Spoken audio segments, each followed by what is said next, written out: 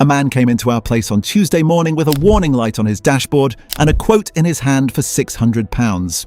He'd already been somewhere else. They'd plugged into it, told him it was a sensor, and while they had it connected, they'd cleared the light for him so he could get home. Nice of them, he thought. He drove around for 3 weeks, the light came back, and he brought it to us. And here's the problem. By the time I got hold of it, the useful information was gone. Not the fault was still there. What had gone was the record of when it happened, what the car was doing at the time, and what else the computer had noticed in the same moment. All wiped, twice by 2 different people trying to be helpful. So I was starting from nothing, and he was paying us to find something his own car had already known and written down. Now I'll be honest with you about why that one annoyed me more than it should have, because I know exactly why the first place cleared that light. I used to work somewhere that did the same thing, and I'll tell you about that in a minute. That's what I want to go through today. Because there's a lot of nonsense online about secret car tricks, hidden buttons, things the manufacturers don't want you to know. Most of it's rubbish, and some of it will cost you money. But there is one thing that genuinely separates the drivers who get taken from the drivers who don't. It isn't a button. It's this: knowing what your own car can already do before you need it, and knowing exactly where that ability stops. That second half is the bit everyone misses. And it's the bit that turns a useful feature into an expensive mistake. 7 today. Not 15, not 50. 7 because these are the ones I actually see going wrong on the ramp. Some of them will save you a call out. One of them I'm going to tell you to ignore completely because it doesn't exist on most cars and people keep believing it does. And the last one is the one that man on Tuesday needed 3 weeks earlier and didn't have. If this sounds like the sort of thing worth passing to someone in your family who drives, subscribe. That's all I'll ask. My name's Danny, I'm 30 and I work in my dad's garage in southeast London. And I know what you're thinking because it's the face I get about twice a week when somebody's booked their car in and I'm the one who walks out of the workshop instead of the old boy they were expecting. Fair enough. So let me tell you why I might be worth listening to anyway. I grew up in that workshop. But at 22 I left and went to work for a main dealer because that's where the training was and that's where the money was. I did 6 years there, mostly diagnostics, and a fair bit of time on the service desk talking to customers. And that's the part that matters for this video, because I'm not going to tell you what I've worked out over a long career. I haven't had a long career. What I'm going to tell you is what I was taught to say to you across that desk, and what I learned to look for once I stopped saying it. I left at 28. My dad's still there, 40-odd years in the trade, and he does most of the mechanical work. I do the electronics, the diagnostics, the hybrids, and the electrics. So on some of this we disagree, and I'll tell you when we do. I don't sell cars, nobody pays me anything, and I've got nothing to flog you at the end of this. Now before the 7, one thing that runs through all of them, because it's the thread that ties this together and you'll see it come back 3 or 4 times. Nearly every one of these features exists to buy you time. Not to fix anything, to buy you time. The demister buys you time until you deal with why the car's damp. The spare wheel buys you time until you get a proper tyre.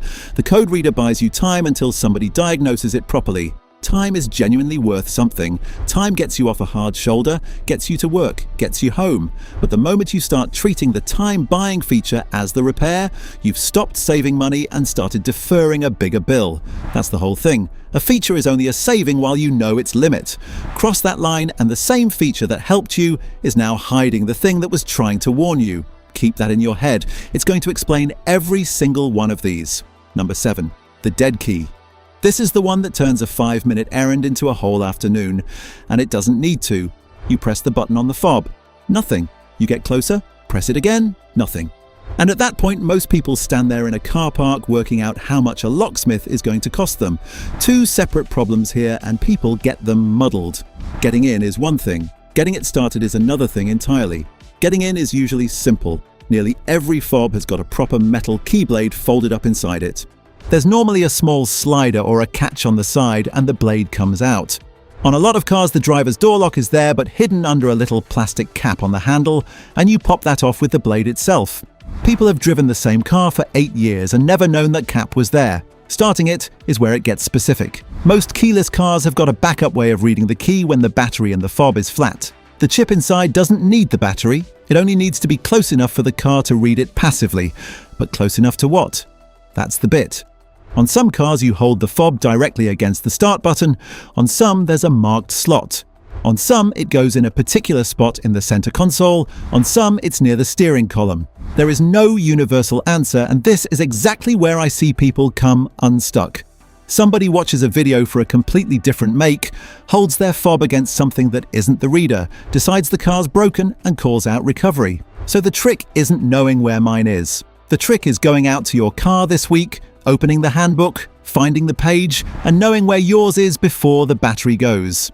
And here's the limit. First time you'll hear this today. That backup is there to get you home. It is not a solution. A fob battery is a couple of quid. If yours is going, change it. Don't drive around for 6 months relying on the emergency method, because sooner or later you'll be doing it in the dark, in the rain, with shopping in your arms, and you'll wish you'd spent the 2 quid. That one's a genuine feature used badly. The next one's different. The next one is a feature most people are using backwards.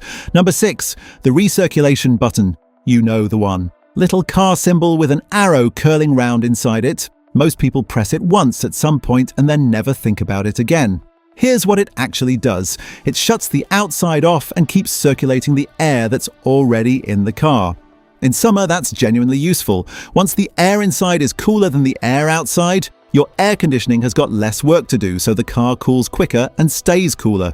And if you're sat behind a bus or a tipper in traffic and the fumes are coming through, pressing it for a minute keeps the worst of that out. Now the part nobody tells you. In this country, for 8 months of the year, leaving that button on is the reason your windows fog up. Think about what's happening. You've sealed the cabin. Everyone in that car is breathing out moisture, and their coats are wet and the carpet's wet from your shoes. That moisture has got nowhere to go. So it goes onto the coldest surface in the car, which is the inside of the windscreen. And then people ring us up and tell us their car's got a leak. Sometimes it has, but 9 times out of 10, it's a button. That's a phone call we get all winter, so the fix costs nothing. If the glass starts misting, get it off recirculation, get it onto fresh air, and put the demist on. And here's the bit that feels wrong, so people don't do it. Put the air conditioning on as well, even in January. Aircon isn't a summer thing, it's a dehumidifier. Warm air dries the glass, aircon pulls the water out of the cabin. Together they clear it in a fraction of the time. And the limit. Second time now. If your car mists up constantly and you've done all that, get on your knees and press the footwell carpet with your hand. Don't look at it, press it. It can look dry on top and be soaked underneath. If you find damp, stop treating it as a climate setting. That means water's coming in from somewhere or your heater matrix is weeping coolant. That's a repair, not a button. Get it looked at because the same water is sitting on wiring and connectors under that carpet, and that's a much worse bill than the one you're avoiding. So that's a feature people use backwards. The next one is a feature people believe in that mostly doesn't exist. Number 5, closing the windows with the key. I'm putting this in because I get asked about it constantly. And I want to be straight with you rather than tell you what you'd like to hear. The story goes like this. You've parked up, it starts raining, and you can close all your windows by holding the lock button on the fob.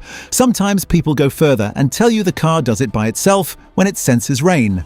Here's the honest version. Some cars do have a comfort closing function, and on those, holding lock does close the windows and sometimes the sunroof. It's real. It exists. Whether yours has it depends on the make, the trim, the year, and in some cases on a setting that's been switched off and nobody knew. Cars that genuinely close the windows on their own when it starts raining are rare. It's not a standard feature you can assume you've got. And I'll tell you why I'd rather you knew that than found out the hard way. Because the person who assumes it works is the person who leaves the windows down at the supermarket in April and comes back to a soaked interior. And a soaked interior isn't just a wet seat. It's damp under the carpet, it's mold in the vents, and it's electric sitting in water in the footwell where half the connectors live. So here's what to do instead of hoping.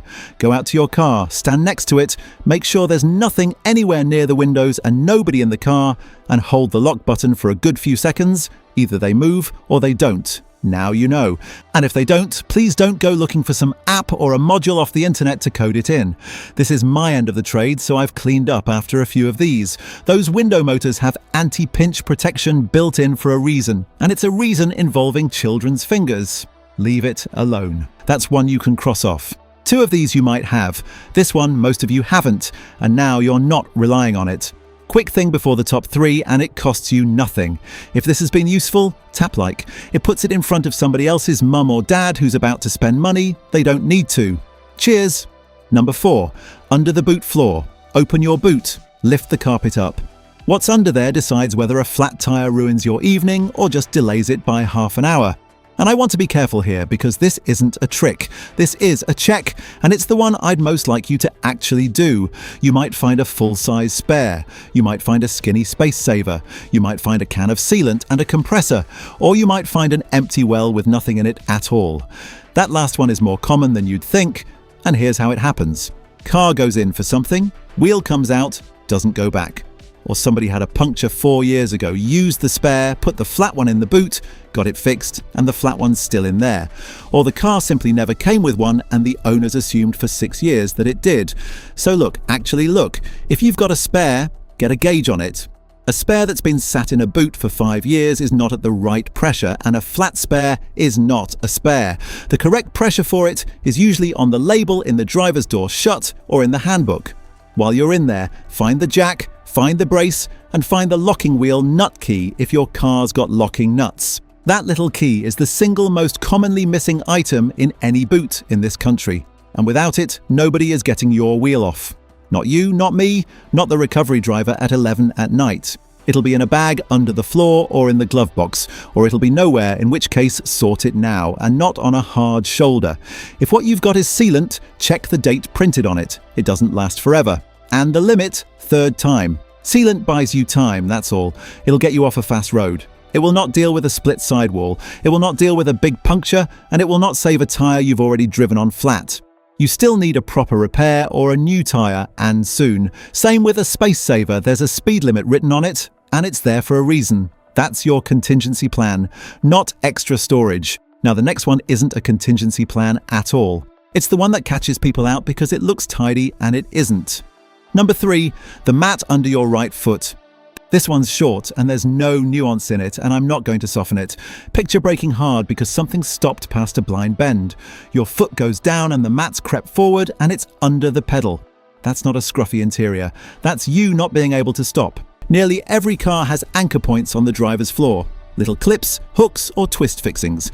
A proper mat made for that car has holes that match them, and it locks on and it stays where it is. Take 10 seconds today. Lift the mat, find the anchors, make sure it's actually on them and sitting flat.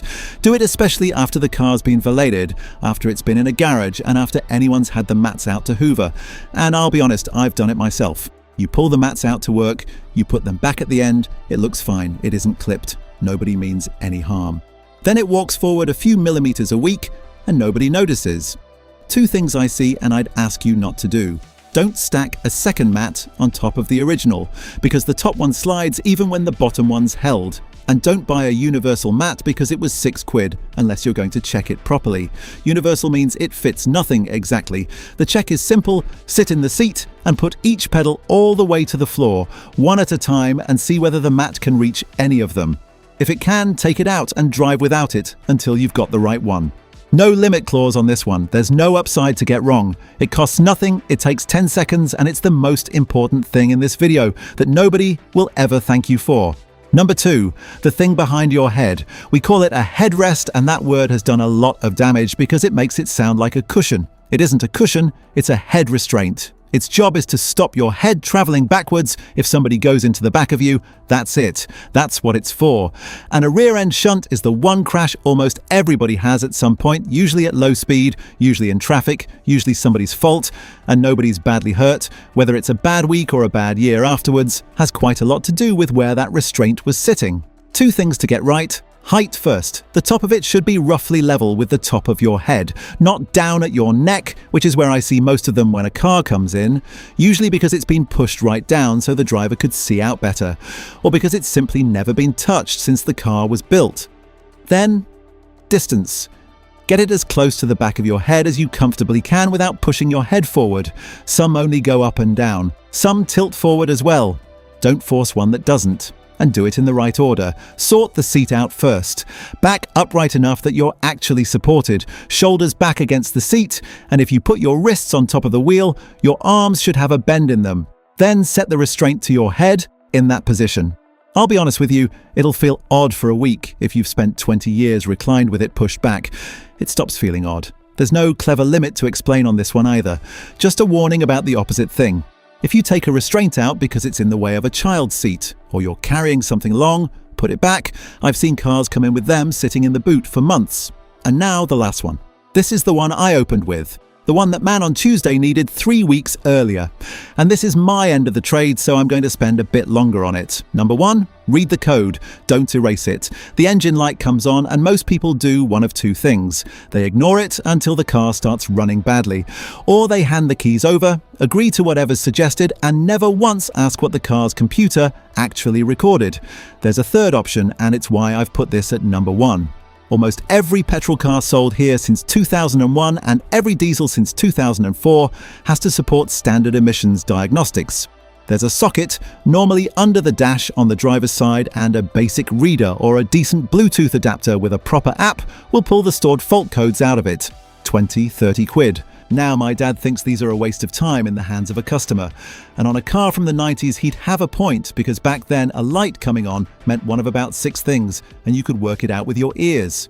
He's not wrong about those cars. He's wrong about this one, and that's genuinely one of the things we disagree on. Because here's the bit that matters more than the gadget, and it's the whole reason for that thread I've been repeating all the way through. A code is not a diagnosis. A code is a clue.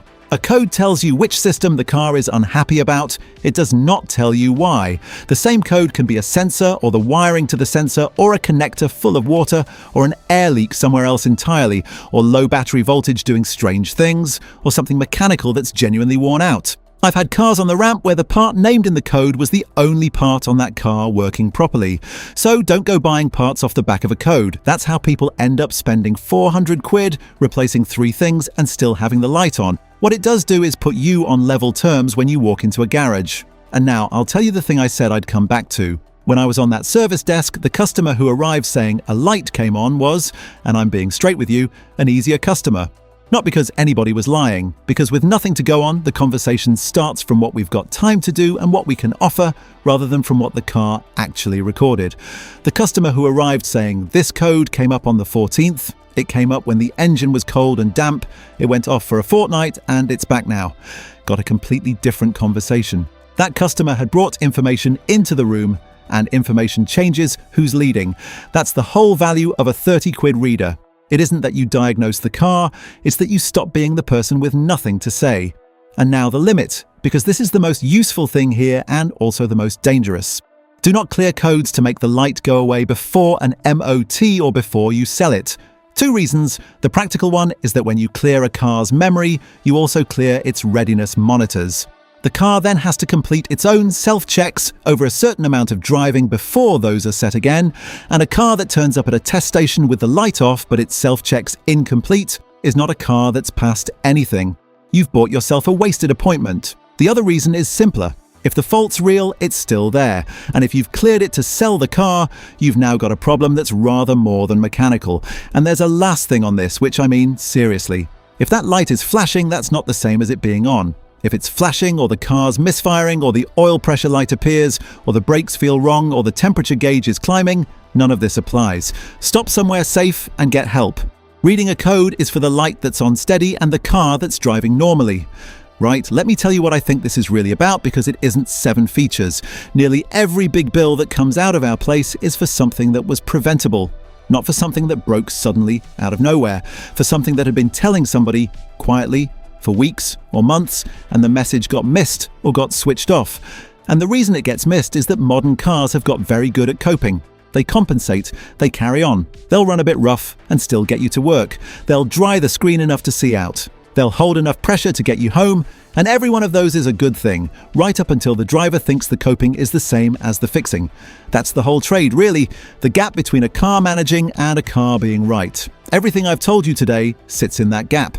And I'll tell you the thing I actually took away from 6 years on the other side of that desk, because it's got nothing to do with anybody being dishonest. The customer who walks in knowing something gets a different conversation than the customer who walks in knowing nothing. Every time. Not because one gets cheated and the other doesn't. Most people in this trade are straight. But because when you can't tell us anything, we start from scratch. And starting from scratch costs money, and you're the one paying for it. So the secret that 99% of drivers don't know isn't a button. It's that your car is already talking to you, and most of what it says is a countdown, not a report. The demist that has to run longer every week, The battery that needs a bit more cranking than it did in October. The light that came on once and went off again.